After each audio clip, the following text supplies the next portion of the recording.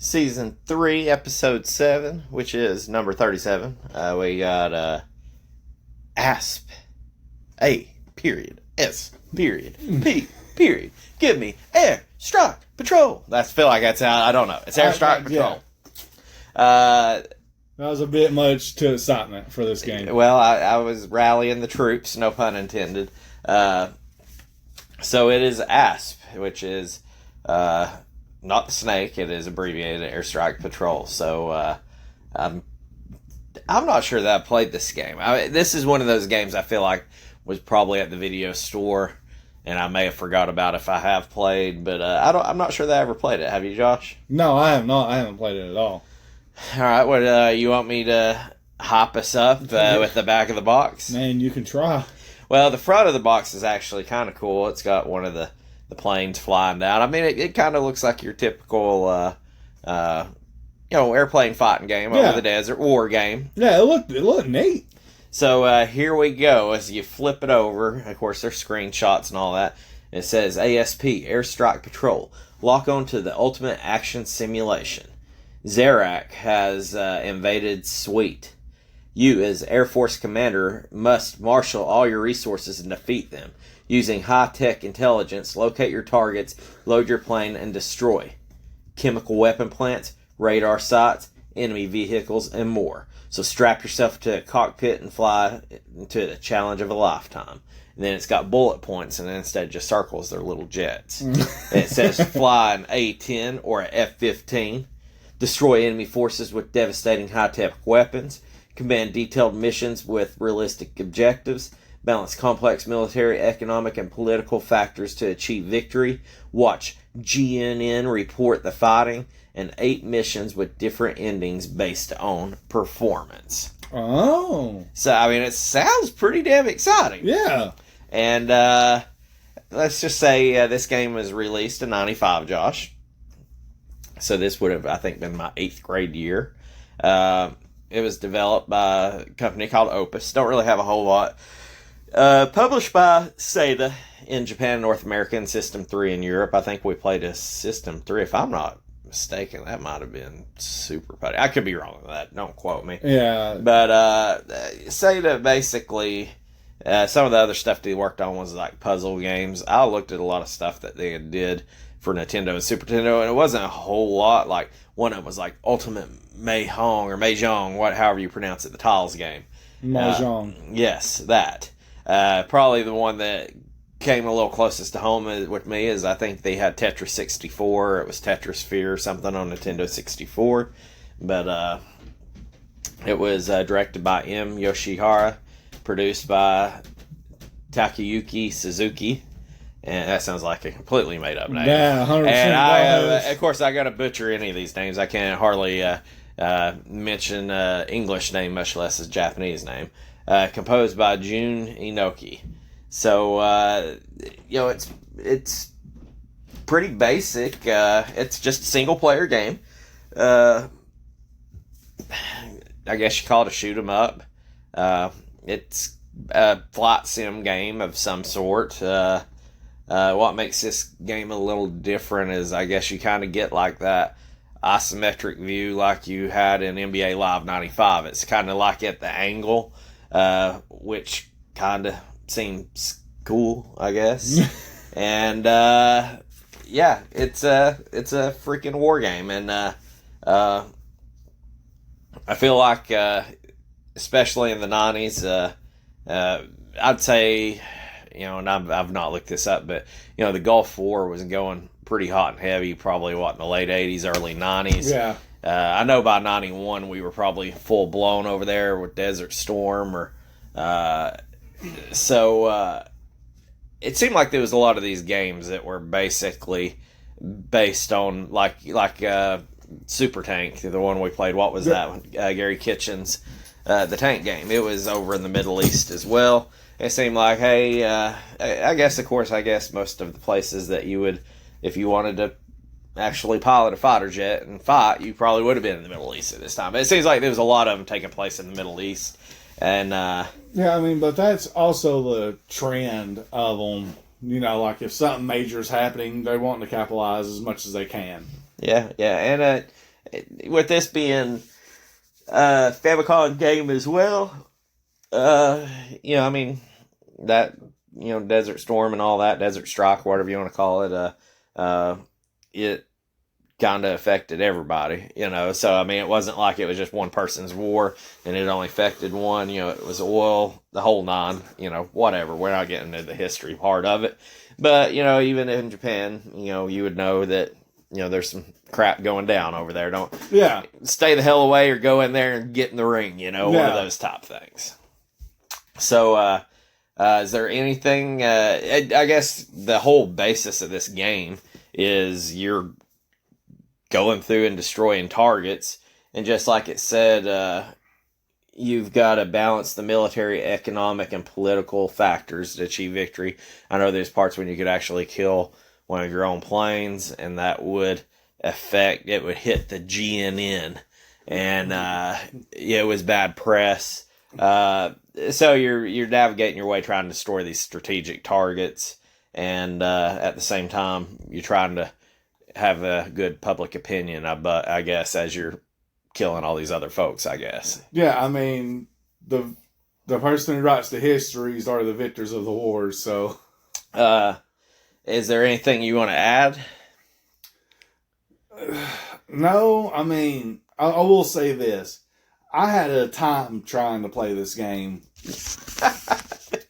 Well, I think that is probably an understatement.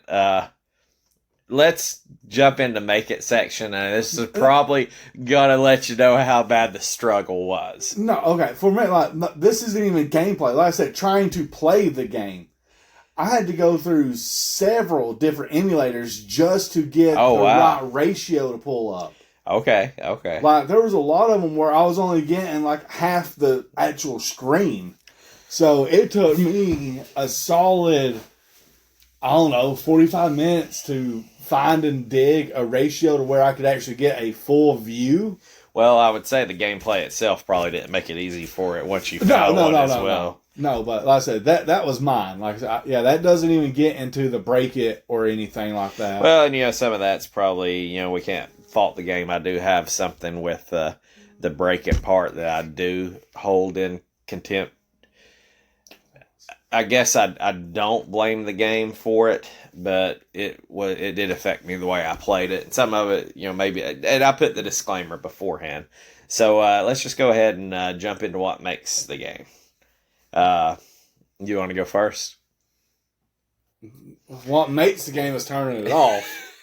Well, okay. I've got two things, and that's all I got for making the game. I will tell you that I thought the music was pretty good, and we're gonna come back around to that and to the break it. See, again with the emulator, I don't know if it was the true music because I use a one that's very reliable. And it couldn't pull it up, or if it did pull it pulled up the wrong frame. Everything was just a jumbled mess. So the emulator I ended up playing on is like a very outsized third-party emulator. So I wouldn't even trust if they ran the full ROM or not correctly. Well, the sound effects is what's going to be in my break it, but the actual music, when you listen to it, the music was pretty good. And one thing that did stand out was, when you're sitting there and you're flying your plane and you're, shooting shit up, when another plane came in and it was a dogfight, the music changed. Yeah. So it was like more of a dogfight, like, you could tell there was urgency in the music, and that was pretty cool. So even if you didn't necessarily see the cat chasing you, you knew shit was about to go down. You knew it was getting close. And I will tell you this, it's a short make it in this game. The menu is really good. I thought that, not only could you select your difficulty, but it was, you could change your controls. You could have cockpit controls and stuff like that. And I thought that was pretty cool because I will say, I know, airplane simulators and flight games nowadays are a whole different animal to themselves, and everybody flies different, depending even if you're just playing on a controller. Some people want the controls inverted. I'd imagine some of these cats that are in the flight rigs, a guy that works for me actually has a flight rig. And, so I do know that is very important to you flight simulator fools. So having that in there, I couldn't do it. It's another world, you know. It's not in me. That's all I've got for making in this game, Josh. Like I said, I want to give it a solid review, but I said having to use a extreme third party emulator. I don't think it was going to matter a whole lot. It probably wouldn't. So here's where I'm going to jump in to break it. And I'm just going to freaking rattle off like a fool because there was all kinds of shit with this game. Now, when I say Airstrike Patrol, when we seen it, when we drew it, I hung my head. Because the last flight game we played was terrible. It was caw boom boom. Wait, It was Super Strike Eagle. Was that the last one we played? What about the flight simulator space thing? Well, that was more like an arcade style. So I didn't necessarily. That was arcade flight, I guess. Yeah. So but a true military. Yeah, your fighter jet and shit on the ground. And the first thing I was like, oh my god, that was how bad Super Strike Eagle was. It was like I dread playing another fucking airplane game. This game only made it worse. Yeah. I'm just going to go ahead and tell you. If I had to say, hey, let's make up a generic intro to a flight game for a Super Nintendo, that's exactly what the hell you got when this game started up. And, I mean, it was so generic. I left it as it's pretty lame. Then it comes in and you got I guess what they're trying to, it looks like, I guess, a desert town. And there's little balls exploding. I'm guessing that was the bombs and the shelling and the Scud missiles and all that bullshit. Yeah. It basically looked like little pinballs bouncing around. It was pretty poorly done. And I'm like, come on, man. That was lame, too. Yeah, the graphics were terrible, even on my emulator. So, I mean... The font in every part of this game, any of the writing was fucking horrible. It was generic. It was like compact font, but 6 different styles of it. Now, the one thing I'm going to put in asterisks is some of the words was even hard to freaking read in the missions. But I am playing it on a freaking 55-inch flat screen, and I'm sure the ratio on a Trinitron or a normal tube TV would have probably fixed a little bit of this. But it still was horrible, even if I could read half the shit. And so it was just like, come on, man.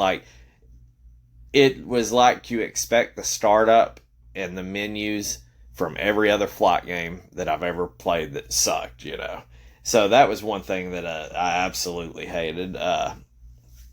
The graphics were shit. Well, I mean, there were certain parts, like when you were in the cockpit, when you were in, the control room top spot, you had almost like a little TV box in the bottom where it looked like an air traffic controller or like a mission command, and that kind of looked cool. But and even in the flying mode, it wasn't horrible. But the sound effects, the graphics, I thought overall sucked. The sound effects sucked. The music was pretty good, but you want to listen to the music, you had to listen to the god awful sound effects as well. Yeah. So there's that. Probably the worst part out of all of it is that you couldn't speed through the dialogue. Anytime they talk, you had to listen to that shit, or you had to literally let it go through its spiel. You couldn't hold a button down. You couldn't speed through it. Yeah, I was about to say, I couldn't do that on my emulator. It was horrible. I didn't know if that was an emulator or designed. No, that was designed. So, and when you get to when you actually punch around, now I'm gonna save the whole complete fuckery of this game for last. But let's just say once you get to the point where you can actually fly a plane, because hell, we're it's going to be a flight simulator fighting game. Hey, let's make it damn near impossible to fucking fly. So or to land. We're gonna come to flying after all this shit. But once you get there, you kind of get this guy that looks like a cartoonish Sergeant Slaughter barking orders out. He looked like shit. That's exactly what he looked like. And I didn't even really like the shooting and dropping bombs and the controls. No, and none of that. I didn't like any of the controls on my emulator. I didn't like... But I didn't like flying. I didn't like shooting. no, all of it was just bad. But again, that's why I was saying I didn't want to give it a... I wanted to give it a fair review, but where I had to go through a complete different third-party emulator to be able to run this, like... It was bad. Yeah, so I mean, if it was that bad for you, then to me it sounds like it played the same. It did. Because the controls were terrible. The music was... I didn't even like the music. I thought the music was... I was looking for something to hang a hat on. Because this game was one of those that I say is pretty much... I ain't gonna say borderline unplayable. I thought it was an unplayable game. It was close. So we're going to put this in here because I've got a couple things that go into one. And this is going to be my big one of what breaks this game. Is why the fuck why do flying games make it so fucking hard to actually get a fly fucking plane?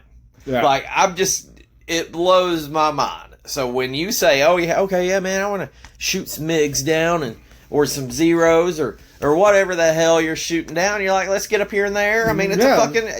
Put me in the air. Yeah. We're going to be dogfighting. We're going to be shooting shit on the ground. They're saying, hey, they got these bases and these radars. You're like, all right, man, we all got to role play. The boys can't roll in until I do this. Like, yeah. I can get myself into the mindset of, hey, we got to do it. Like Space Mega Force. Yeah. Hey, you're the only ones left. You got to go do it. Yeah, you do it or you die. Yeah, good luck. But...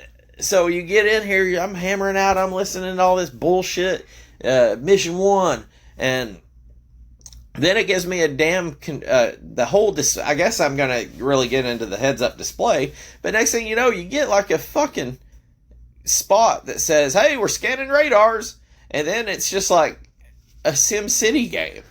And it's like... Yeah. Why is there a SimCity game? This is a flying game. Yeah. And the controls were so weird. They tried to get way too cute with this game, I believe. Now, I'm sure that there are people that absolutely love this game. This game is fucking horrible. I would like to meet them. And, like, the whole thing is like... So, it's a flying game, and I had to spend 10 minutes hitting random buttons, trying to figure out what the hell I'm doing, to actually get to fly the fucking plane. Yeah. And I'm like, why can't you just let me fly a plane? Like... Think about this, Josh. What is the first airplane flying game? I'm not going to say the first one you play, but let's talk about Nintendo. You got like Top Gun, right? Yeah, Top Gun was up there. Now, mind you, you couldn't land on that fucking aircraft carrier, but think of the gameplay. It was actually pretty okay when you were in the air, I mean, you were shooting bombs, you were shooting planes coming at you, going the other way. I mean, even on the super tanks that we played, even though that chasing them bastards down was kind of weird, but I mean, you kind of had dogfighting with tanks, but like, there's these older games that actually have the shooting of another airplane down, and it's mildly entertaining. Yeah. Why in the hell did Super Nintendo completely forget what the fuck they're doing with making airplane games? Like, this is, I do not want to play another airplane game. We've played 2, and they've both been horrible pieces of shit. Yeah, see, one of the first, I can't remember if it was Nintendo or 64. One of my first flight games I remember playing, I think it's called Apache. Yeah, I think, and what makes it look real bad. It wasn't planes, though. You were helicopters. Yeah, and what makes it real bad is Sega freaking had all kinds of flight games of shooting that were 10 times better than any of these. Now, I'm not saying that Super Nintendo don't have some of them as well, like, Jungle Strike and all that, but it's like, for fuck's sake, what you doing to us? Yeah. It's like, god dang, like, this is horrible. And so then even once you get to the part where you get to fly the damn plane, I kind of felt goofy flying it. I didn't really enjoy it. No, I with my emulator, I hated it. And the display on it was bad too. Like, I guess you kind of loosely had a radar in the top left. You just flew along mindlessly, trying to shoot tanks and airplanes and all that and shit on the ground. And then your fuel just runs out for no damn reason. Like, you got a fuel meter. Like, Why do I even have a fuel meter right here? I mean, come on, like, you're worried about a fuel meter. It took me 10 minutes to figure out how to fly a fucking plane. Like, to get to the plane, do we really need a fuel meter? Like, let me enjoy the part of the game that you're selling to me. And, you know, and it was god-awful. Every bit of it. It was bad. So, I do like the aspect of having, completing your mission, keeping, the public happy. I enjoy that.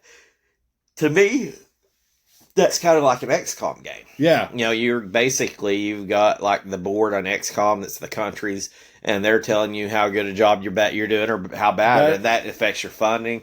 The better you do. Affects your recruiting. Yeah. It does everything. And so I do like having that aspect of it, but I could never enjoy it because the game was so bad. Like, I'm not going to lie. In full transparency, I tried to play this game.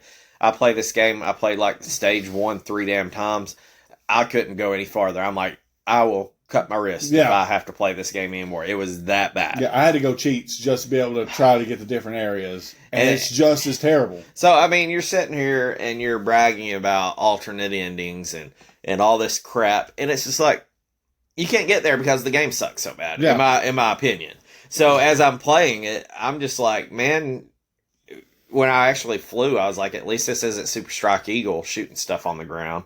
But then I'm like, at least Super Strike Eagle at least put you in a fucking plane and let you take off and fly immediately too. So like, I'm sitting here thinking, this is kind of like Mickey and Minnie and Fievel, like one's 1A and 1B, Super Strike Eagle was bad. I feel like I don't know which one's worse. I don't know which one's worse. I have my opinion about this. So, I don't have anything else that breaks the game because the game is completely fucking broken. Yeah, the game breaks itself. And I think some of this speaks for itself in the speed run. There's one. There's what? There's one speed run.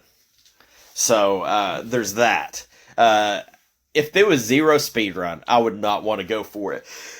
I couldn't do it. I couldn't do it. No, absolutely not. This makes me never want to play another airplane game. A simulation, airplane, whatever. Unless it's that Apache or something like that. Like, I will say this. Give me a helicopter game.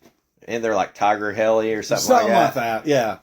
So I can't remember what Apache was on. I want to say it was on 64, but I think I remember playing it, but I remember playing it whenever my 64 was new. So I can't remember which system it was on. But of course, I also had Sega, so it could have fucking been on Sega for all I know. Well, let's see what Apache's got. I'll say that's what I was about to look up. Apache. Let's see here. Apache. Nintendo game? I don't know. Probably just games. Let's see here. Okay, so I found an Apache. It's an Apache Air Assault. I have Apache, the helicopter simulator. There's an Apache Air Assault for Xbox 360. No, I got the. It's just called Apache. It came out in '95. Okay. What was it for? It says it's for DOS. Okay. But, I mean,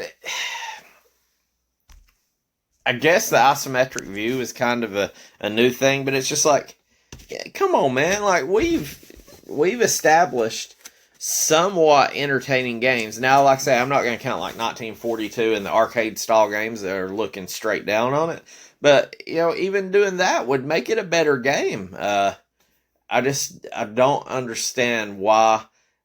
I mean, I guess you're sitting there trying to use all the extra graphics, the extra bits, but the extra buttons. But hey, I will say I did like having the thrust up as like L2 and the thrust and the afterburners and all that. I mean, the button mapping was okay, but it was pretty much a moot point. It was Comanche. Show me a picture of it. Came out in '92.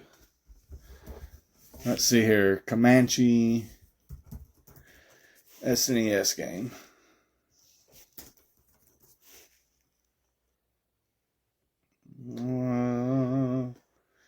Maximum Overkill.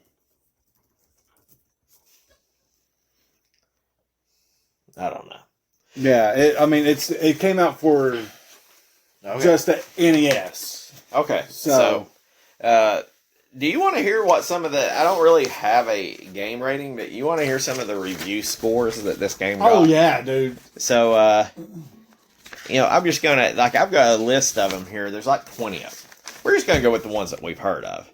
Electronic Gaming Monthly. Okay. They scored out of 50. 28 out of 50. Game Informer, out of a 10.0 scale, graded an 8.0. How? Game Pro, out of 20, graded a 15. No. Nintendo Power, wow, they really got precise with this one. Nintendo Power, out of 5, graded it a 3.325. There's no way. Let me see here. Nintendo, no, not that one. Super Juegos, which I guess is Super Games in Spanish, right? Yeah. They scored an 89 out of 100. Let me see what the highest rating was on one. Computer and Video Ghiacci gave it a 94 out of 100. How? I don't know, man. Anything over 50% for this game blows my mind. Yeah. Unless they managed to figure out something that we didn't. And I'm going to go ahead because the game wasn't very fun, and we're going to go ahead and jump some fun facts on this, I guess. There isn't really a whole lot that I think is really worth it other than they call it GNN, that is the playoff CNN. Yeah. The countries are Zurich and what was it? Did I say it was? And SWEIT, sweet, I guess. Yeah. That was plays on Iraq and Kuwait. In Japan, it went by a different name. It went as Desert Fighter Sandstorm Operation. I like that name better.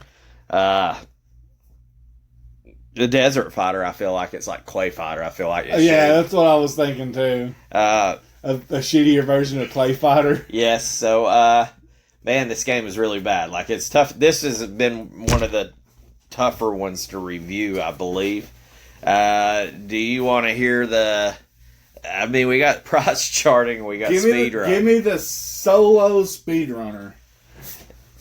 Their name, they're out of Quebec, is LJMNIN. LJM is in caps, and NIN is in lowercase. So it's LJMNIN. 3 years ago, they said it on a Super Nintendo emulator. Would you guess? I guess this is one thing I would give the game. It's not a short game. I don't even know, because I couldn't even give you an adequate timestamp for a level. The time that they completed was 2 hours, 54 minutes, and 33 seconds. Which I feel like is pretty quick, because it felt like by the time I got through the dialogue in the first level, 2 hours and 30 minutes had elapsed. That was how fucking long the dialogue I couldn't skip. It was bad. All right, well, I guess we're going to power on through. We're going to set a record for the shortest episode. Oh, yeah, this is going to be a short episode. Do you want to know how much this game costs loose, Josh? What would you pay? Dude, if you're telling me it's more than $5. It's more than $5. Yeah. No higher than 10. It's higher than $10. No. It is. I'm not making it up. How much is it? eBay and price charting was within a couple bucks. Price charting had it at $28.82. eBay, it was $30 all day long with shipping. The look on your face says all of it. This just goes to show you that people have a sickness. I feel like if you were into the Tiger Heli and the Comanche and those type of games, maybe you could have forced yourself over the weekend. Yeah. I would have literally, if we had read this, I'd be like, Mom, we can take it back, whatever. I'm not playing this shit, you know. I hate to waste the money. Maybe if this was your style game, you could force yourself to play it. But I do not know why the hell this game is worth $30 fucking. So, with that being said, what do you think a complete copy is? I'm terrified. I'm on 90. Price charting had it at $85.30. eBay had it. I found there wasn't a whole lot on eBay of them. I guess it's scarce. Yeah. With it being a 95 game, maybe. $117 is what I seen them on eBay. Now, it was a good looking copy, so, that's what had sold. Yeah. I didn't see any new ones on eBay, but I did. Price charting had. What do you think a new one costs? I'm going same math. I'm going to go $240. $273. Yeah. Josh, I know the answer to this question, so we're just gonna call this cart $30. If I had this cart right here and I had $15 set right here, I'm taking the money. What if it was this cart or $2? Which would you take? I'd still probably take the $2. Like, I was laughing when I was playing this. It's like, I knew you were going to hate this game because I was just hating it. And I'm like, this game is such a horrible piece of shit. I should be able to buy this game for like $20 complete. And I was going to totally buy this. And then, like, have it sitting here on display and just to piss you off. And but you're not going to spend $100 for it. No, absolutely not. I would not spend the $30 on a loose card. I'm with you. I could have been perfectly okay if this game was never made. Yeah. If I had every game and this one was like some obscure game that there was only 3 of them ever made and I could buy it for $2, I probably would. But I would have to think about it if I'd ever played it because I'd be like, what if it came down to a complete collection of video games? And you're missing out on, say, the Stadium Olympics game? Yeah. Okay, so Stadium events. Yeah, Stadium. So you're missing that one. Okay, cool. That's understandable. That thing's, out there in the wild. I'll go ahead and answer you. Hang on. And you also got, Earthworm Jim or whatever the other super crazy expensive one is? Well, Earthbound's expensive. Earthbound, that's it. Okay. So say you're missing the top 3 most expensive games. Okay. And this one. I'm completely fine never owning this game. So even if you are that close to having a complete SNES collection, and this is one of the games that you would have to pay $30 I would buy it. for. I ain't gonna front. I would buy it, but I would buy it knowing the moment that I purchased it, I would be like it's that part in not Happy Gilmore and Billy Madison where he says we're all more dumb for listening to your explanation. I would know that when I bought it that I would be more blessed in life to not ever play this game. Like I know that game will never we could be sitting here and you'd be like that game was so bad it couldn't have been that bad, George. Let's plug it in and play it. And I'll be like fuck you. You do it your own self. Don't even do that in this house. It is not allowed in this house. There ain't no fornication with the youngsters. And there's no the guys and girls sleep in different rooms, and there's no playing Airstrike Patrol. There's these ground rules. There's no doing drugs, no fornication, and no Airstrike Patrol. If you don't like it, you get out of my fucking house. Like that's what I would say. So now I have a question for you. Is this worse than Untouchables? I don't know. It's in the conversation. It is. I've thought about this. Now, luckily, we don't have to come to terms to Not yet. put it in. Not yet. But let's look here. Okay, we're going to go ahead and jump into some rankings. Me and Josh are pretty close to each other. The only thing we got flipped. Is Mario's missing and Miss Pac. Yeah, those are the only 2. And that's, 4 and 5? Yeah, so out of the 6 games we've ranked, we've both got Mighty Morphin Power Rangers, King of Dragons at number 2, Pieces number 3. I've got Mario's missing at 4 and Miss Pac-Man at 5. Josh has it reversed. Miss Pac-Man at 4, Mario missing at 5, and Foreman for real.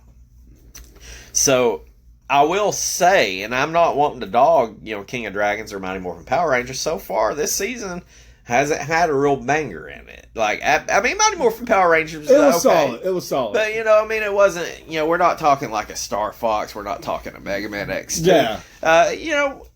Mighty Morphin Power Rangers might not even be in our top 100 by the time we get done. So I feel like we've got a pretty lackluster. Yeah. We've got a meat and potatoes. Yep. This is your sandwich here. Sandwich games, which is weird because you got another Mario game and it's in here at the bottom. Yeah. It's so.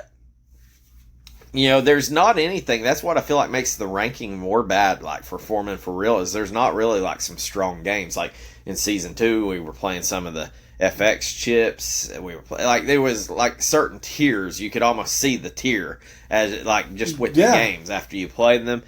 These are all kind of grouped up with decent to pretty good to god awful. Like, and everything in between's kind of jumbled up.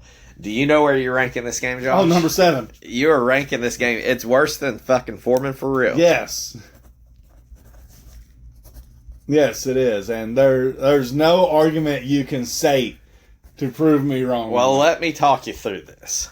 Of course, Mighty Morphin Power Rangers, King of Dragons. And see, King of Dragons, I thought, was a pretty good game. I mean, it was a fun game, but it's not a game that I would probably really crave to play again. Even though I do think it's better in pieces, I could see myself wanting to go back and play pieces before King of Dragons. Yeah. Just because, King of Dragons was good, but it was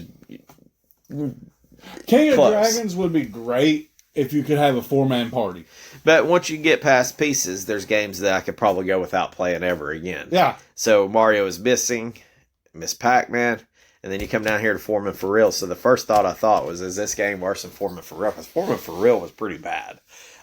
This game is definitely worse than Foreman for Real. Like, let me just go ahead and say I have it as my number 6 as well. I'm going to see if I can even find. I want to see if I've got the other 20 games handy here. I don't know if I do. A ranking? Yeah, I don't know if I'll be able to find it in a for real. I mean, I don't even know. I was wanting to see what we could compare it to because I'm sitting here thinking about Untouchables. ASP? Yeah. Dude, I'm telling you, it's in the running with Untouchables and Obidus. Because I think those were my bottom 2. And I think Kaka Boom Boom was number 3, was the lowest of those 2. So, I mean, maybe. Hang on. So you don't have it on there, do you? I'm pulling it up right here. I think I found it. All right. Because I was about to get on our Facebook page. I don't think I've got it uploaded on Facebook yet. So, here's where we are. I've got us right here. We have Untouchables at number 30, Mario's Time Machine at 28, and Super Strike Eagle Mario's Time Machine at 29, Super Strike Eagle at 28. Yeah, it's bad. I think it is probably, when we're looking at it, I think Super Strike Eagle is a little bit better than this game. Is that what you were saying, Josh? Yeah. So we basically got to find out, is Mario's Time Machine or Untouchables better than this? Like, this could compete with Untouchables. My heart's telling me that Untouchables is still worse than this. Hey, you know what that means, right? I'm not going back and play. You gotta go back I and can go back and replay play Untouchables. Like, right now, I can play Untouchables. I don't know. We may have to sit out and play one of the games next, before the season's over. We may have to play these games back to back and see. So, I guess... I mean, I'll do it, but I don't wanna. So 1 through 7, Mighty Morphin Power Ranger, King of Dragon, Pieces, Mario's Missing, Miss Pac-Man, Foreman, Airstrike Patrol for me. Josh got Mighty Morphin Power Rangers, King of Dragons, Pieces, Mrs. Pac-Man, Mario's Missing, Foreman for real, and Airstrike Patrol for him. Do you want to predict a game for next week, Josh? No, I'm terrified. I'm making a prediction it's going to be better than this piece of shit. Oh, yeah. I mean, that's a safe one. You know why I blame this on? Allie wasn't here to draw last time. That's true. That would have been very true. I mean, you two did have a solid... Both things had the same thing going on. Well, we did. I did say it was going to be like a Looney Tunes. I'm not going to go back with that because I don't want any of the juju from that pick to drip over into this week. Yeah, same here. If I'm just going to call my shot and I'm going to go with one game. It's either going to be this game or nothing. Son of a bitch. There's 2 games I've got on my heart. Okay, say both of them. The odds of it happening.